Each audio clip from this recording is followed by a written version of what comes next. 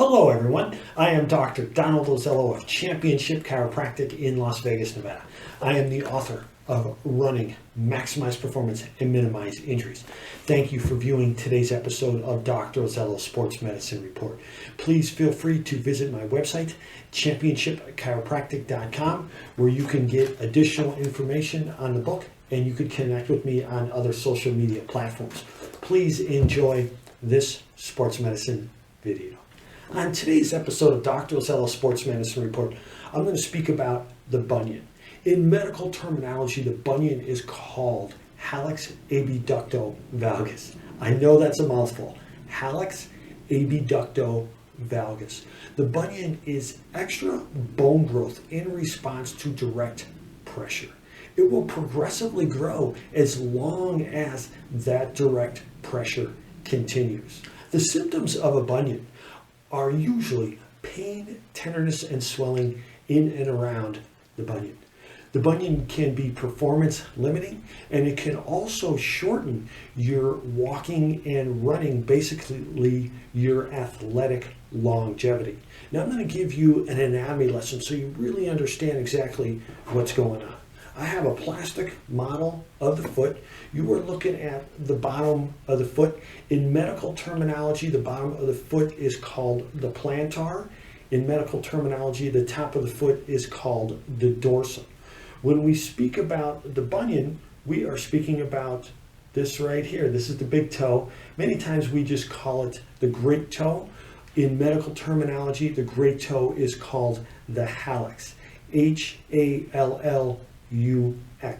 Again, Hallux. That's why this condition is called Hallux Abducto Valgus, because hallux means it's the great toe. Now, what happens with the bunion, what the bunion is caused by, basically the mechanism of this condition is that the great toe starts to deviate towards the outside of the foot. So it starts to deviate just like this, and the bone right here, this metatarsal bone, is exposed to a great deal of pressure. Now for the anatomy. We all know we have 5 toes, and then we have the 5 metatarsal bones. This is the forefoot. The toes and the metatarsal bones are the forefoot. We number the metatarsal bones in the toes from the medial or the inside part of the foot, and then we go lateral. So you have 1, the great toe is number 1, and then number 2, 3, 4, and 5. When we speak of the great toe, that's number 1. The toes have bones called the phalanges. The great toe only has 2 phalanges. We have the distal phalange and the proximal phalange, while all the other toes have 3 phalanges. The metatarsal and the phalanges articulate. The first metatarsophalangeal joint is the site of the deviation. So the great toe starts to deviate laterally and exposes this part of the metatarsal bone, the first metatarsal bone, to direct pressure. This direct pressure causes the extra bony growth. So again, what happens is that the great toe starts to deviate at the metatarsophalangeal joint. It starts to deviate laterally and leaves the distal aspect of the first metatarsal bone exposed to pressure from the shoes. The deviation of the great toe can be caused by tight-fitting shoes or by muscle tightness. Most likely it is a combination of the two. Tight-fitting shoes will push the great toe so that it is going towards the other toes, and also if the muscle that naturally does that motion is tight, it's a 2-headed muscle. If it is tight, it will pull the great toe towards the other toes. Prevention, prevention, prevention. I say this in almost every one of my videos. Prevention is easier, faster, and less expensive than injury rehabilitation. With this condition, prevention is done by wearing proper fitting shoes. Wear shoes that do not squeeze the forefoot together.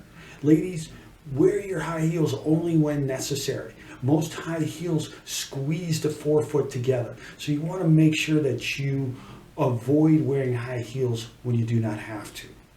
Gentlemen, make sure, and ladies, make sure that your everyday shoes do not squeeze the forefoot together. If you need to, you can wear a toe spacer. You want a toe spacer that covers the entire toe. This is going to prevent the great toe from deviating towards the other toes. Also, you can massage your feet. You can do mobilization of the feet. Mobilization is just passive movements of the bones in your feet. Just real light, real gradual. Move your toes around, especially if you've just worked out. Say if you were running outside and you're all finished, you've done your cool down, you showered. Working on your feet, that's a great time to do that. Okay, it's going to help a great deal to prevent those muscles from getting too tight, especially the muscles on the top part of the foot will be very helpful in helping to prevent the bunion. Also, strengthen your feet and work on active range of motion of your feet. I have another video in Dr. Ozello Sports Medicine Report called Foot Strengthening Exercises. Watch that video. Do those exercises. There is an exercise that is called toe splaying and toe curling.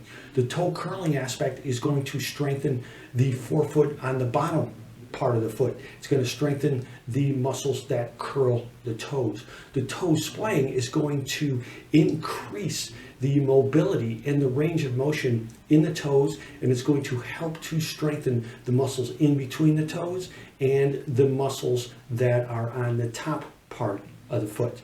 It's an excellent exercise. Watch that video. I'm going to put a link to that video at the end of this video. It's going to help you a great deal. Healthy feet are extremely important in all sports. You want to make sure, especially if you're a runner or if you are in a sport where you run, make sure that your feet are healthy. Several other things that you can do that can help you to prevent progression of the bunion is getting professional care. Getting professional care, you can go get a foot massage, you get reflexology, chiropractic care. Thank you for viewing today's episode of Dr. Ozello's Sports Medicine Report on the bunion. There is a chapter in my book. My book is titled Running, Maximize Performance and Minimize Injuries, Chapter 26, page 134, where I discuss the bunion. You can get additional information about this condition in that chapter. Thank you for viewing today's episode of Dr. Ozello's Sports Medicine Report. Please feel free to like this video. Also, if you have feedback, suggestions, or questions, please leave them in the comment section. I will try to get back to you as soon as I possibly can. Thank you very much for viewing. I am Dr. Donald Ozello of Championship Chiropractic in Las Vegas, Nevada. Always remember, train hard, train smart, stay injury-free, and accomplish your goals.